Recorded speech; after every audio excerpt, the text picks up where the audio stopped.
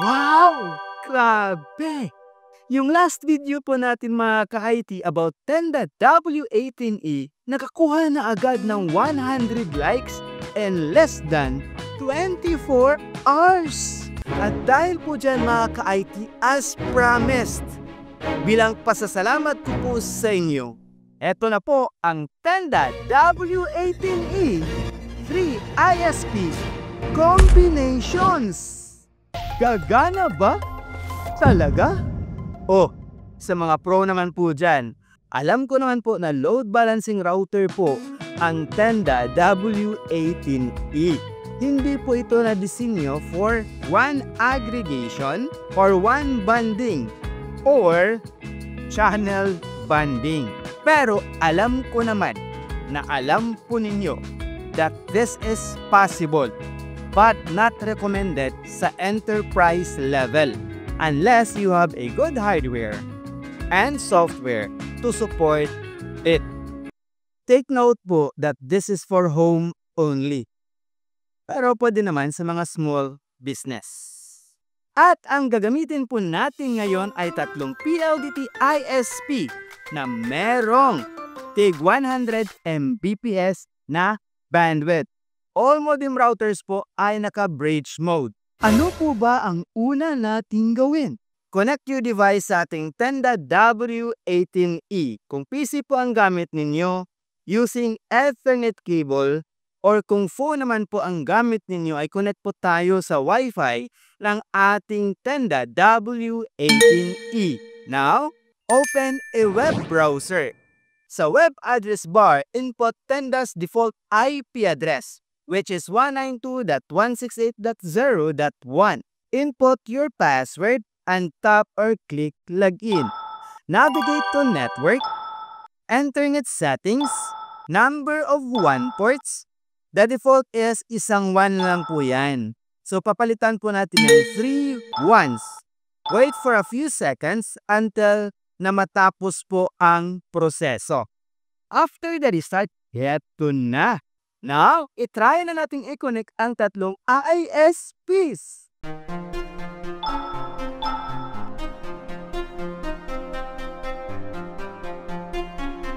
If we check dito sa system, sometimes you have to wait for a few seconds or minutes bago natin makita na online na ang tatlong WANs dito sa network status at interface info. Balik tayo sa network.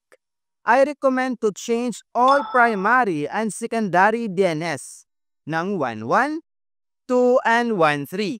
You can interchange this DNS. Depende po sa inyo kung ano po ang gusto ninyo. So ngayon, i-check naman po natin kung ang lahat ba na WAN ports ay naka-gigabit. Let's go to BW limit or bandwidth limit. Dapat lahat naka 1,000 Mbps. So, all check. Never mind lang po muna itong group limit. Let's save it for another day. Navigate tayo dito sa more, sa WAN parameters. Dapat naka 1,000 Mbps din po ito at naka full duplex. You can edit dito sa operation. Pero yun nga, much better na naka 1,000 Mbps din po ito for our setup. Dito sa routing table, dito nyo makikita ang mga public IP ng inyong WANs. Which is what you can see po mga ka-IT, iba-iba po ang kanilang public IP addresses. Wait lang, bakit wala dito ang 11? Oh, na-disconnect pala. Sometimes you will encounter this issue po ka-IT. Let's try to connect dito sa internet settings. If hindi gagana, i-unplug muna natin ang 11. Then, i-connect natin ulit. At yun, gumana na. Kompleto na ang ating WAN ports. Nakasaksak na ang tatlong ISPs.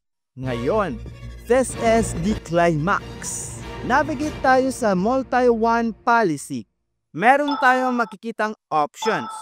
By default, naka-enable po ang intelligent load balancing at itong e-bank data based on source in and out. Intelligent load balancing, ano ba to? So the best analogy po nito mga ka-IT to explain this is parang meron pong tatlong linya. For example, merong tatlong cashiers. So sa cashier 1, merong 5 customers na nakalinya. Sa cashier 2, merong 5 customers na nakalinya. Sa cashier number 3 ay merong 2 customers na nakalinya. So pagpasok ng bagong customers, meron pong customer service na mag-guide sa bagong customers at doon po ito ihatid sa cashier 3 dahil yun po ang may pinakamaikli na linya. Sort of ganun din po ang mangyayari sa internet data po natin. If naka-enable ang intelligent load balancing sa ating tenda, W18E, this will help prevent network congestion at mas mapabilis ang daloy ng traffic sa ating network. On the other hand naman po, ito naman pong e-bank data based on source in and out, parang naglagay ito ng designated door each data. So let's say pumasok ang data sa door 1, doon lang din siya pwedeng lalabas. Kung sa door 2 siya pumasok, sa door 2 din siya pwedeng lalabas. So each individual po mga kahit doon lang pwedeng makalabas sa pinto na pinanggalingan niya. So, hindi pwedeng papasok sa door 1 at lalabas sa door 2. Again, kung sa door 1 ka pumasok, doon ka lang din pwedeng lalabas. This will also help mga ka-IT sa network traffic management. So, dapat bang naka-on palagi ang intelligent load balancing ng ating tenda W18E? Technically po mga ka-IT, I would suggest to have it enabled all the time. Pero syempre, you can experiment naman po with customize option. Minsan, I just selected customize and observe kung meron ba itong pinagkaiba or pinagbago. Now, let's try to do a speed test while connected pa ang tatlong ISPs po natin.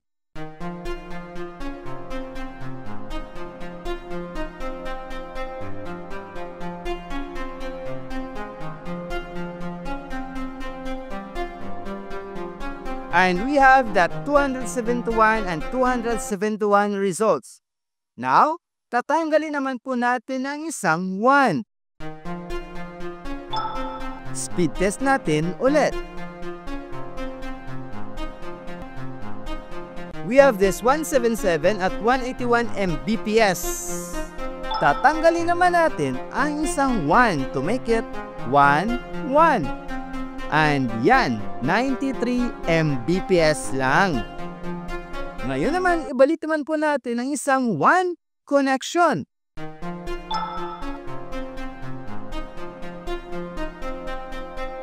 (185 Mbps). Now, ibalik naman natin ang pangatlong 1 connection. We have this 245, 252 Mbps. At based naman po sa mga RTOs mga ka-IT, wala po tayo masyado nakitang RTOs. So, paisa-isa lang. So, kahit tinanggal natin at binalik po natin ang mga one-port connections, it simply means that possible po ang uninterruptible internet connections. Kahit mawalan man ng connection ang dalawang ISPs na connected sa ating tenda, W18E. Basta hindi lang mawalan ang tatlong ones po natin. So mawalan man ang connection ng isang 1 o dalawa, you can still access the internet. Ang disadvantage lang po nito mga ka-IT sa nakita ko is hindi po makuha ng 5 GHz Wi-Fi po natin ang full speed combination ng tatlong ISPs. So, based naman po sa speed test natin mga ka-IT, nasa 80 to 95% naman po ang nakuha nating combined speed ng tatlong ISPs po natin. Pero napag-isipan ko mga ka-IT na i-compare ang combined speed ng TP-Link KR605 at ang combined speed ng tenda W18E side by side sa next video po natin. So, siguro challenge natin 200 likes. Kapag naka 200 likes po ang video na ito mga ka-IT in 48 hours, Gagawan po natin ng 20 speed test ang ER605 combined speed at ang Tenda W18E combined speed.